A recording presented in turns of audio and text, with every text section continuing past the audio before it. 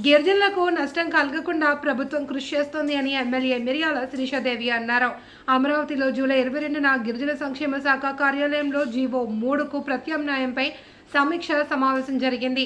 గిరిజన సంక్షేమ శాఖ మంత్రి గుమ్మడి సంధ్యారాణి, రాష్ట్ర ఎస్టీ సంక్షేమ కమిటీ చైర్పర్సన్ రంపచోడవరం ఎమ్మెల్యే మిర్యాల శిరీషాదేవి సమక్షంలో సమావేశం నిర్వహించారు.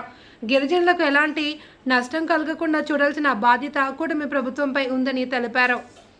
గిరిజనులకు న్యాయం జరిగేలా న్యాయపరంగా నిలబడే విధంగా జీవో 3కు ప్రత్యామ్నాయంగా తీసుకురావాలి అని గిరిజన సంఘాల ప్రతినిధులు కోరారు.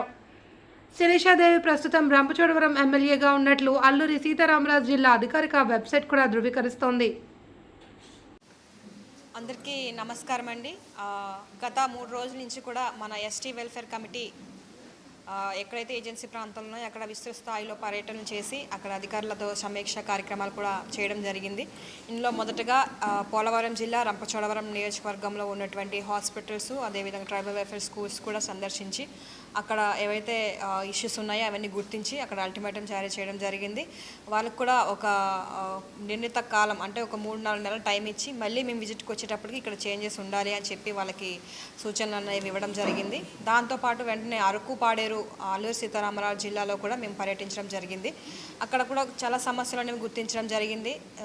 సంబంధిత డిపార్ట్మెంట్లు వాళ్ళందరితో కూడా మాట్లాడి సేమ్ నెక్స్ట్ టైం వచ్చినప్పటికీ ప్రాబ్లమ్స్ ఏమి ఉండకూడదని చెప్పి మేము అధికారులతో మాట్లాడడం జరిగింది. దానిలో భాగంగా ఈరోజు మన విశాఖ డిస్టిక్లో విశాఖపట్నంలోనే ఈ యొక్క కార్యక్రమం అనేది మేము చేయడం జరిగింది. మొత్తము మీ కమిటీ సభ్యులం 4 వచ్చి ఏదైతే ఇక్కడ ట్రైబల్ వెల్ఫేర్ స్కూల్స్ ఉన్నాయో గురుకులము మరికివాడ, మారిక వలస ప్రాంతంలో ఉన్నటువంటి గురుకుల ప్రతిభ స్కూలు కాలేజ్ అక్కడికి వెళ్ళి మేము విజిట్ చేయడం జరిగింది. వాళ్ళతో పిల్లలతో పాటు కూర్చొని కూడా మేము భోజనం చేసాము.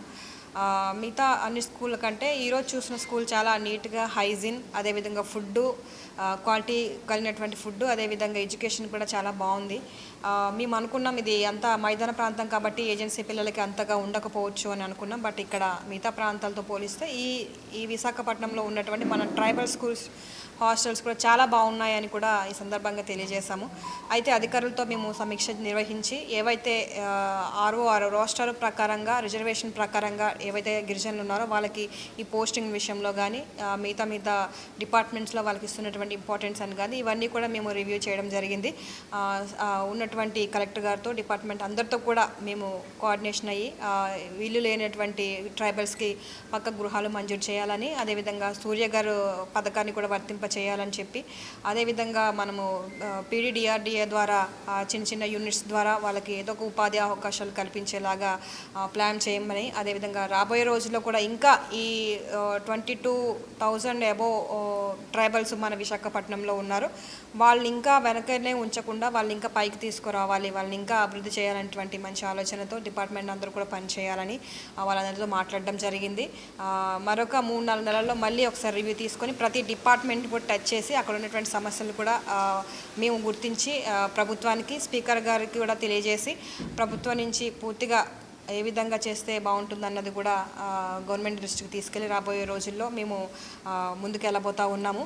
కాబట్టి మేము రాష్ట్ర వ్యాప్తంగా ఉన్నటువంటి ప్రతి కాన్స్టిట్యున్సీలో ఉన్నటువంటి గిరిజనులు, అదేవిధంగా వాళ్ళ డెవలప్మెంట్ కోసం మన కమిటీ విస్తృత స్థాయిలో పర్యటనలు రాబోయే రోజులు చేయబోతూ ఉంది.